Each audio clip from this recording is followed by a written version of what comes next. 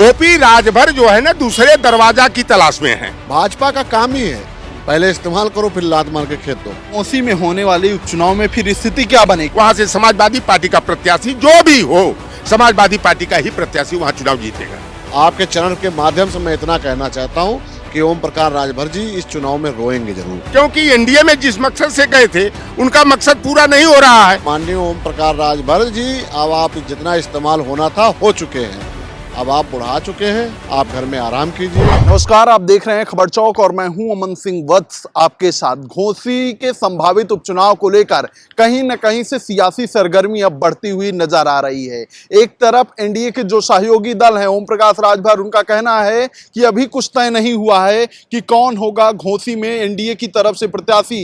इधर अखिलेश यादव ने भी बयान दे दिया है कि ओपी राजभर तो सीरियस नहीं दिख रहे हैं अपने गठबंधन को लेके। तो क्या मतलब निकाला जाए घोसी के उपचुनाव में ओपी राजभर का रुख किस तरफ से होगा? इसी पर बातचीत करने के लिए समाजवादी नेता हमारे साथ हैं, इनसे जानेंगे जिस तरीके से बयान निकल के सामने आ रहे हैं क्या माना जाए। ओपी राजभर का आप लोग स्वागत कर रहे हैं क्या? देखिए, ओपी राजभर का हम स्वागत क्यों करें? ओपी राजभर जो है ना दूसरे दरवाजा की तलाश में है। वो दूसरा दरवाजा खटखटाने का इंतजार कर रहे हैं, क्योंकि एनडीए में जिस मकसद से गए थे उनका मकसद पूरा नहीं हो रहा है और उनका तो एक छोटा अदना अधिकारी भी उनकी बात को नहीं मान रहा है। इसलिए अपने को बहुत ही हल्का समझते हुए, और वह तस्वीर भी उनके सामने आ गई। आप ही लोगों ने लोकसभा चुनाव से पहले कहा था कि अति पिछड़ों का सबसे बड़ा नेता ओम प्रकाश राजभर की लौटर राम निषाद। मैंने दावा किया था कि अगर ओम प्रकाश राजभर का बेटा अरविंद राजभर घोसी का लोकसभा चुनाव हार जाता है और सपा प्रत्याशी राजीव राय चुनाव जीत जाते हैं तो आप मान लेना कि अति पिछड़ों का सबसे बड़ा नेता लौटर राम निषाद है। तो ये नौवा कितना बार समन्वय आई देख लेना।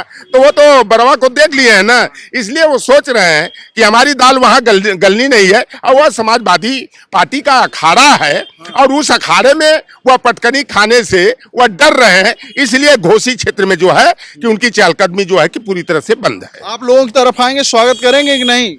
देखिए, ऐसे लोग जो कि गठबंधन करके और गठबंधन पर उंगली उठाने का काम करते हैं, तो चाहे संजय निषाद हो, ओम प्रकाश राजभर हो, समाजवादी पार्टी का दरवाजा इनके लिए पूरी तरह बंद है। लेकिन अखिलेश यादव जी तो कह रहे हैं ना कि उनका कहीं वहां मन नहीं लग रहा है। मन नहीं लग रहा तो क्या हम अपने मन लगाने के लिए लाएंगे? अरे जिसका हमने चाल चरित्र देख लिया, ये टिकट बेचवा है ना, चाहे ओम प्रकाश राजभर हो चाहे संजय निषाद हो, ये तो गठबंधन के तहत टिकट लेकर के 4 करोड़ 8 करोड़ 7 करोड़ में ये बेचने का काम करते हैं। तो हमको इनको लेने की क्या जरूरत है? अगर जो टिकट इनको हम दे रहे हैं, चाहे निषाद पार्टी को दे गठबंधन करके, चाहे सुभाषपा को दे, तो उससे बेहतर है उनको 15 सीट 10 सीट देना है। हम 8 सीट और 15 सीट जो है कि राजभर और निषाद को दे देंगे तो हमारी सोशल इंजीनियरिंग फिट हो जाएगी। और अगर इनको टिकट दिया जाता है तो यह भाई 4 करोड़ 5 करोड़ देने की हैसियत तो आम निषाद और राजभर में है नहीं। ये टिकट बेचेंगे, बड़े बड़े सामंतियों को, बाहुबलियों को बेचने का काम करेंगे। तो हम लोग टिकट बेचने के लिए ऐसे लोगों से गठबंधन न करके हम राजभर और निषाद समाज के हो, कुर्मी समाज के हो, उनको जो उस समाज के नेताओं को हम लोग आगे बढ़ाने का काम करेंगे। घोसी में होने वाले उपचुनाव में फिर स्थिति क्या बनेगी? आपकी तरफ से तो प्रत्याशी डिक्लेयर हो गया है, सुधाकर सिंह के बेटे लड़ेंगे। उधर एनडीए में अभी खींचतान मची हुई है। ओपी राजभर कह रहे हैं कि अभी से कुछ तय नहीं हुआ है। तो क्या माना जाए, स्थिति क्या बनेगी वहां पर?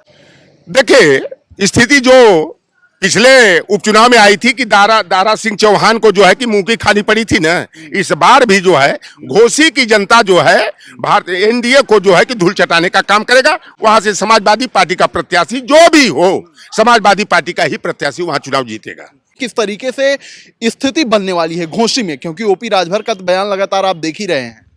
देखिए, भारतीय जनता पार्टी झूठ छलावा जैसे पैसे इस्तेमाल करती है लोगों को, चाहे ओम प्रकाश राजभर जी हमारे हो या आदरणीय संजय निषाद जी हो, इनका इस्तेमाल होता है। इनको ये डमरू बना के रखे हुए हैं। घोसी की सीट जो है वो समाजवादी पार्टी की है और समाजवादी पार्टी तय करेगी। हमारे नेता जो तय करेंगे वहाँ पर वही होता है। वहाँ की जो सम्मानित जनता है वो किसी लालच में बहकावे में नहीं आती है।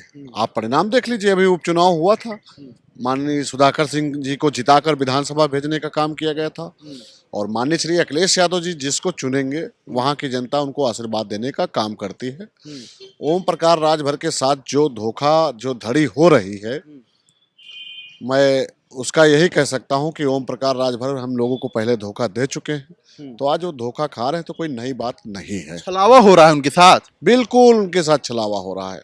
भाजपा का काम ही है पहले इस्तेमाल करो फिर लात मार के खेत दो। ओपी राजभर भी कह रहे हैं कि अभी कुछ क्लियर नहीं है, तो क्या माना जाए कि सीट पे विधायक कौन होगा, प्रत्याशी कौन होगा, इसको लेके खींचतान मची हुई है क्या एनडीए में? देखिए भाजपा में तो खींचतान चली रही है, आपको पता नहीं होगा भाई। दिल्ली और लखनऊ से लड़ाई चल रही है और लखनऊ में इधर उधर से लड़ाई चल रही है।